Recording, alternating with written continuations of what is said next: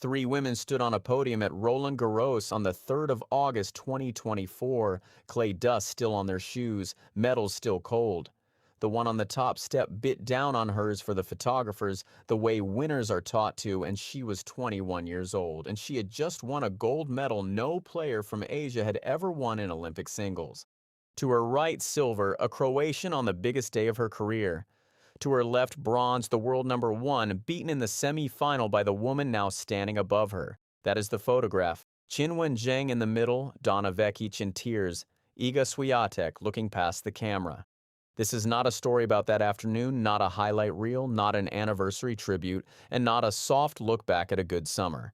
It is a story about what happens when you line those same three women up again 2 years later and read their rankings out loud. Because the medal did not move, everything around it did. The ranking moved, the pecking order moved, the whole shape of three careers moved. 2 years to the week since Paris, the podium has inverted. The medalist who has fallen furthest is the one who won. Zheng is the reigning Olympic champion, and this week she is ranked 123rd in the world. The woman she beat in that final has just won the biggest title of her career. This is the story of how the high point became the last point, and why the next 8 weeks decide whether Paris was a beginning or a summer that got filed away. Before the ranking, understand what actually broke, because almost every version of this gets the timing wrong. The injury did not end a decline, it followed the best 6 weeks she has ever played, and a first-round exit at Wimbledon. Early summer 2025, Zheng reached her first Roland Garros quarterfinal. She went to grass and made her first semi-final on the surface at Queen's, beating Emma Raducanu 6-2, 6-4 on the way. On the 16th of June 2025, the rankings came out and she was world number 4, a career high. A month after that ranking, she had surgery on her right elbow. The operation was arthroscopic, small instruments through small openings, sold as the conservative option because the recovery is shorter. What it cannot shorten is the sequence an elbow has to relearn.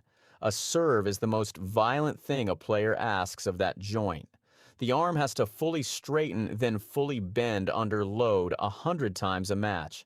If the joint will not complete that range, the serve does not get weaker in a way you can train around. It gets structurally different. Listen to how frightening it got. I was praying, I don't know if it was to God or something else, but I just wanted my elbow to get back to normal. I don't pray for winning matches. She withdrew from the US Open. Then came the comeback that undid the recovery. Roughly 2 months after the operation, she came back at the China Open in Beijing and won her opening match. In a later one, she retired. The elbow had been re-aggravated. She shut the season down, skipped the Australian Open, and did not return properly to the tour until the 9th of February 2026 in Doha, beating Sofia Kenin 4-6, 6-1, 6-2. Her own summary is the most useful line anyone has offered. I think when you come back from an injury, you're never completely pain-free. Now the mechanism most viewers never see, the ranking punished her twice. A tennis ranking is not a rating of how good you are. It is a rolling receipt for the last 52 weeks. Every point you earn falls off on the anniversary of the week you earned it, and you either replace it or you drop. So an injured player does not stop climbing. She keeps falling every Monday while sitting still as her best results expire one by one. Watch it happen. That Queen's semifinal was worth 195 points. This June they expired, and to stand still she needed the same result again. Instead, she lost in the first round to Jacqueline Christian. The points vanished, and her live ranking fell to 159. First time outside the top 150 since 2021.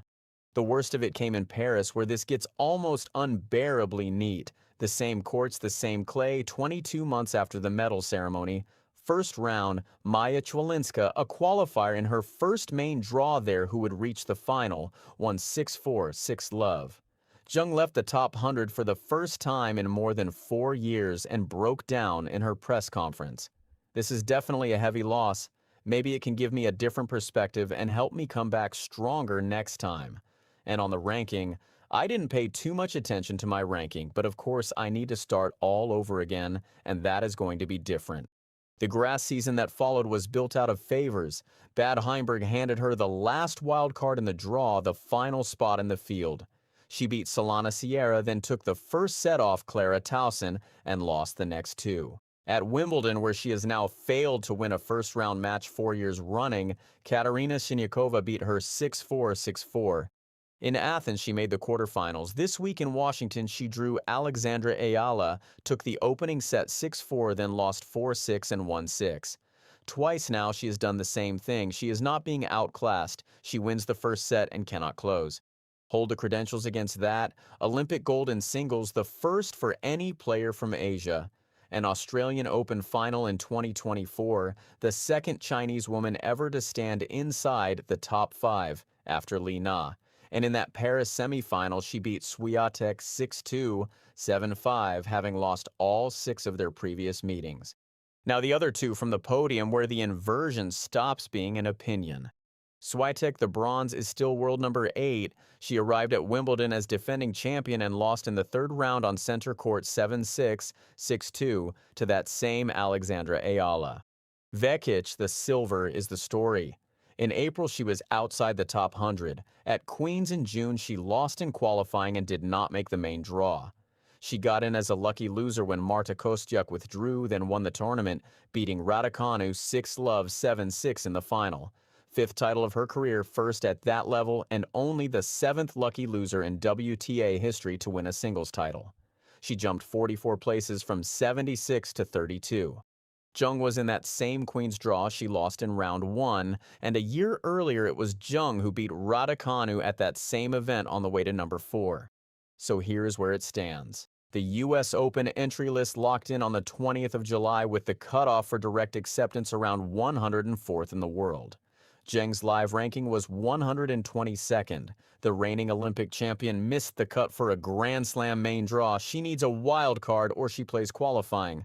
But read the table the other way. After Beijing, she has essentially nothing left to defend for the rest of 2026, and nothing to protect means nothing to lose. Every match from here is upside, and a fall that took 12 months can be reversed far faster because a rolling ranking works in both directions. Vekic has the momentum, Swiatek has the ranking, and neither of them has what Zheng has, and neither ever will. A ranking is a receipt. It expires every Monday, and this Monday hers reads 123. A medal is not a receipt. Nobody comes to take it back.